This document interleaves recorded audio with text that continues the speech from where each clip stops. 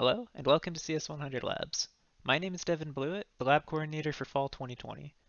Due to classes and labs being moved online this term, we decided it'd be easier and more accessible for everyone to pre-record lab lectures rather than having large online meetings every week.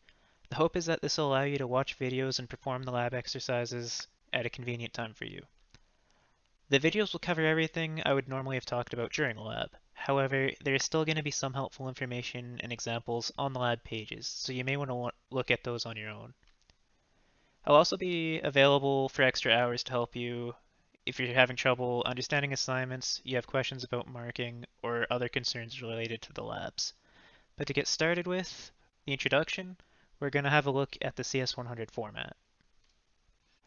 CS100 is divided into two halves. We have the class, which will cover the history of computers, the theory behind computers, and a lot more of the thinking level of stuff. The instructor will also be in charge of probably 3 class assignments, a midterm, and a final.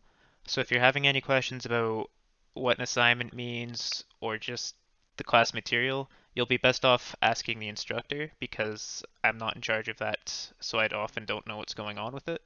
However, the lab will cover hands-on materials such as actually writing HTML, using programs to complete tasks like Excel and Access.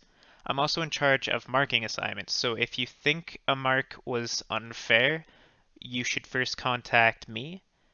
And if you still think I'm unfair from there on, you could contact the instructor, but most times the instructor will tell you to contact me first, so you'd just be better off starting with me. I'm also in charge of lab tests. The best way to contact me is at help100@eurogina.ca. Now, when you're sending emails to this address, I have 2 suggestions I'd like to make.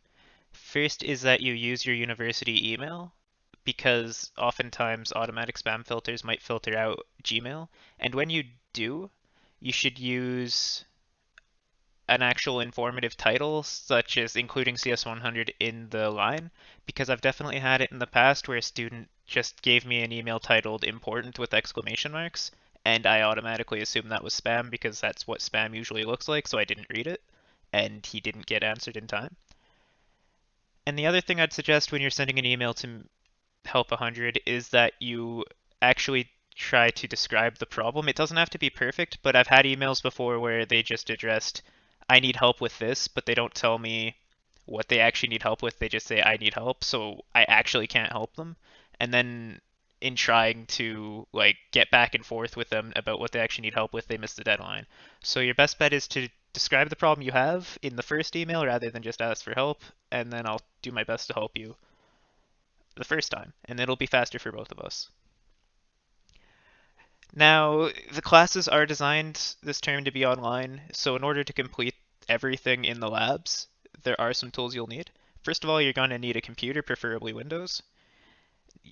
There is a lot of stuff you could do on your phone, but this is a computer science course, so you should expect to need a computer for it. If you don't have reliable access to a computer, you may want to consider taking this another term when COVID isn't an issue. We will have some access to the labs, but I can't tell you for sure that that's going to be all term. We don't know what's happening in the future. You're going to need an internet browser, and that does sound like a mundane thing, but it's actually pretty important that you're using a good internet browser such as Firefox, because every internet browser reads things differently, and the one we mark with is going to be Firefox. So if you want to make sure you have your best bet of me seeing what you want me to see, you should test your HTML files on Firefox. You're going to need a secure copy program, preferably WinSCP, and there are instructions on how to download that on the lab pages, and I'll show you how to use it later. You'll need a text editor. Every computer should come with some form of text editor, such as Notepad, but when you're writing HTML code, it's usually better to use a text editor that works with code. And a free example for Windows will be Notepad++, which is and also got the instructions for how to download it on the lab pages. There are Mac equivalents, but Macs cannot use Notepad++. It's a Windows program, so you'll have to look into that on your own. You're going to need Microsoft Excel. Now, if you don't have a license to Excel, there is the option to use the free version online at office.com. You should be able to get through everything we need to do using that version. It just might not be as easy or as pretty, but it's up to you. However, Microsoft Access does need to be downloaded. We do have a section on databases that uses Access, and there is no Mac equivalent to that, and there is no free online option. You can download it for free using the MSDNA, and there are instructions on how to do that, but there is simply no alternative to Access at the moment. So if you can't get access to a Windows computer at home, the labs do have access and they should be available, but we'll talk a bit more about that later. There are a couple more things I might suggest you'd like. A photo editor could be helpful if you want to make your own pictures for your website. Paint would do, but some people may like something a little more detailed. You also might like a GIF maker such as Unfreeze, so that you could make an animated GIF if you like to. Unfreeze is a free option and it's quite simple to use, and I will show you how to do that in the labs. One of the more important things to remember for these labs is your Hyperion account information. It should be the same as your username and password for what you use for your courses.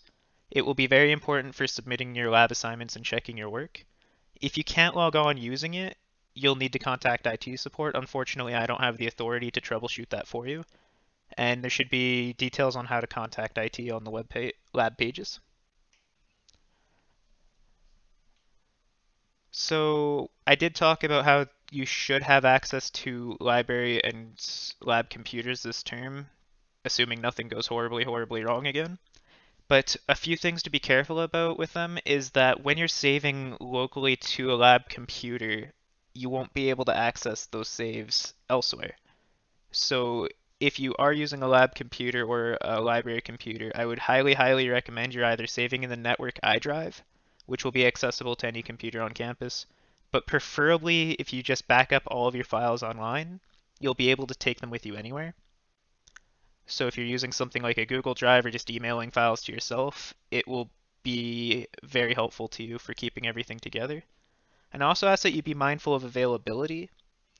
The labs may have schedules. There may be a limited number of people allowed in the lab at a time based on coronavirus restrictions, so don't just leave something to the last minute and expect a computer to be available to you. It may not be, and that is something you'll need to keep in mind. But otherwise, I hope we can have a good term online together, and I'm looking forward to teaching you some CS100.